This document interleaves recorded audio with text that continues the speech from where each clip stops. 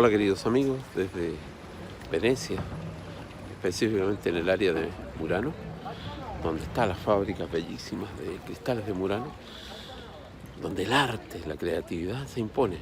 Precisamente ese es el tema que necesitamos tener, creatividad para desarrollar sus propios esquemas, sus propias estrategias de estudio y no un aprendizaje memorístico que no les va a servir de nada.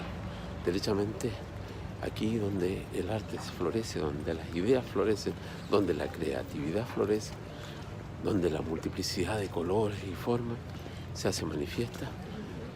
Les mando este video, pero como digo, les presento una institución que a continuación prosigue, pero sobre todo el mensaje es a crear sus propios apuntes, sus propias formas y ser ciertamente artífice de su propio aprendizaje. Tengan buen día en una mañana de colorido. Tengan buen día. Bueno, queridos amigos, hoy estamos viendo la propiedad, un buen tema, un muy importante tema, donde, como siempre en todos los videos, más que aprenderse de memoria las instituciones, lo que quisiera que usted transmitirle, lo que ciertamente he a lo largo del tiempo asimilado después de mi magíster en educación. Fundamentalmente, no se trata de aprender de memoria, es aprender a argumentar, que es nuestro trabajo como abogados, ¿ya? Con las herramientas que nos entrega la formación académica, nosotros debemos ser capaces de resolver soluciones, ¿ya? Por lo tanto, si yo soy del principio constructivista de la formación académica, es decir, mi aula jurídica es fuertemente constructivista, yo les voy a dar 15 minutos de contenido y el resto vamos a trabajar con los talleres. Y en los talleres vamos a analizar profundamente cómo estos conceptos tienen una salida práctica, ¿ya? Ahora, a lo mejor para algunos colegas tradicionales que tienen una modalidad de trabajo conductista, por favor, les pido disculpas. Solamente les planteo una idea constructivista y no conductista, pero es respetable lo que ellos hacen y se agradece porque yo fui formado de modo conductista. De todos modos, la tendencia internacional en general, el aula tiende a ser fuertemente constructivista. Pero esta vez vamos a revisar algunos conceptos que tienen que ver con la propiedad, ¿ya? Espero les agrade y vamos a ver. Fundamentalmente lo que quiero transmitirles en este video es la propiedad y cabe precisar algunas concepciones fundamentales de propiedad, ¿ya? Su concepto y especialmente las facultades que confiere o desde otro punto de vista las limitaciones que debe soportar el propietario, así como la clase de bienes susceptibles de propiedad privada, son motivo de interminables controversias, ¿ya? El planteamiento jurídico se relaciona aquí más que en otras materias con concepciones filosóficas, económicas, sociológicas, políticas también. Como concepto general vamos a entender a la propiedad como el derecho que confiere al sujeto el poder más amplio sobre una cosa.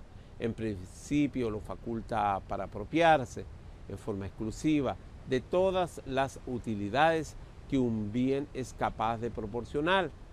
En cambio, los demás derechos reales otorgan poderes limitados sobre la cosa, solo autorizan aprovechamientos parciales. Tenemos el dominio y propiedad en el campo jurídico. La palabra propiedad es usada por algunos como sinónimo de dominio. La doctrina moderna se pronuncia en este sentido, que acoge nuestro Código Civil, fundamentalmente el artículo 582, que el dominio se llama también propiedad, ¿ya? Otros atribuyen a estas palabras distintos significados. Ciertos autores aplican la expresión dominio solo al derecho real que recae sobre las cosas materiales, y el término propiedad, que consideran más genérico, ¿ya? Genérico. Lo emplean respecto de todo género de derechos susceptibles de apreciación pecuniaria. Así se podría hablar de propiedad de un crédito, ¿ya?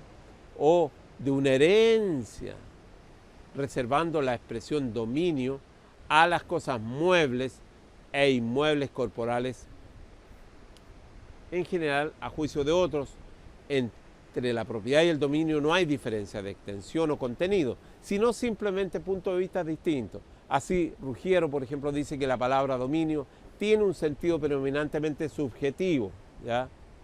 Pues implica la potestad o poder que corresponde al titular sobre la cosa, mientras que el vocablo propiedad tiene un sentido predominantemente objetivo, ¿ya? Ya que acentúa el hecho de la pertenencia de una cosa a una persona. Hay algunas definiciones, veamos cuáles. Las definiciones de derecho de propiedad pueden clasificarse en dos grupos. El primero está constituido por las definiciones analíticas. Estas pretenden explicar el concepto desde un punto de vista puramente cuantitativo. Atribuciones como la suma de facultades o atribuciones del dueño de la cosa sobre la cual recae el derecho de propiedad. La definición se centra en la enumeración de las facultades que confiere el dominio al propietario sobre el objeto de su derecho. Entre otras críticas, por ejemplo, que se formulan a las definiciones analíticas, está el hecho que no señalan el carácter exclusivo del derecho de propiedad. Nuestro código define el dominio en el 582 y sigue el modelo analítico. Dispone el precepto: el dominio, que se llama también propiedad, es el derecho real sobre una cosa para gozar y disponer de ella arbitrariamente, ¿cierto? No siendo contra la ley o contra el derecho ajeno. La propiedad separada del goce de la cosa se llama nuda propiedad, ¿cierto? La definición legal nos sugiere desde ya ciertas observaciones. Critiquemos al código, así, valientes. Asimilan a la noción de propiedad de dominio. Se concibe el dominio en principio como un derecho real sobre una cosa corporal, lo que no significa que no exista el dominio sobre las cosas incorporales, pues el artículo 583 agrega que sobre las cosas incorporales también hay una especie de propiedad. Así el usufructuario tiene la propiedad de su derecho ¿de qué? De usufructo. La Constitución Política de 1980 es aún más clara al establecer el artículo 19, número 24, dentro de las garantías constitucionales, la protección al derecho a la propiedad en sus diversas especies, sobre toda clase de bienes corporales o incorporales. Se asienta así el principio de que el dominio no solo puede recaer sobre una cosa corporal, sino también sobre un derecho, ¿ya? Podemos afirmar entonces que puede haber derechos de dominio sobre otros derechos reales o personales. Esto lo vamos a dar en otro video también cuando veamos algunos principios relacionados con la Constitución. Ya está arriba de Face este tema. El artículo menciona dos tipos de tres facultades claves inherentes: gozar, disponer, ¿ya? En cuanto al uso, se ha estimado que se encuentra subsumido para los efectos de la definición en la que la expresión goce, ¿ya? Los límites del dominio se encuentran en la ley y el derecho ajeno. La propiedad puede desmembrarse, ¿ya?, en sus facultades, y cuando el propietario está desprovisto del goce de la cosa, su derecho se denomina nuda propiedad. Como digo, esto lo vamos a analizar en otros videos, detalle por detalle, qué son los derechos reales limitados y todo eso. Las definiciones sintéticas, basándose en un criterio cualitativo, tratan de dar un concepto unitario de la propiedad, prescindiendo de la mención de las facultades que ella otorga al titular. No ven en el dominio una suma de facultades, sino un derecho unitario y abstracto, siempre igual y distinto de sus facultades. Hay un autor, Wolf, ¿ya?, que dice simplemente que la propiedad es más amplio el derecho, que es un derecho de señorío que puede tenerse sobre una cosa. Hay un italiano que es Ducci, no Ducci, Ducci con ese, expresa que la propiedad es un señorío unitario, independiente y cuando menos virtualmente universal sobre una cosa corporal. Se habla de señorío unitario para explicar que todas las posibles facultades jurídicas sobre la cosa están concentradas en la propiedad, no como derechos distintos, sino como pertenencias de la misma propiedad.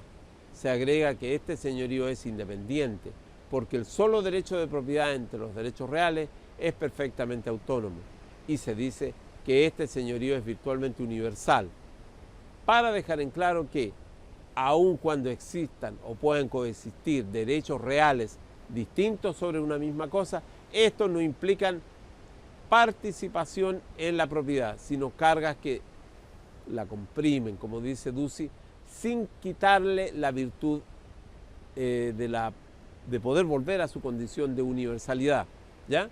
Cuando hablo, insisto, del autor Ducey, no es Ducci, no es el profesor Ducci chileno, sino un autor italiano.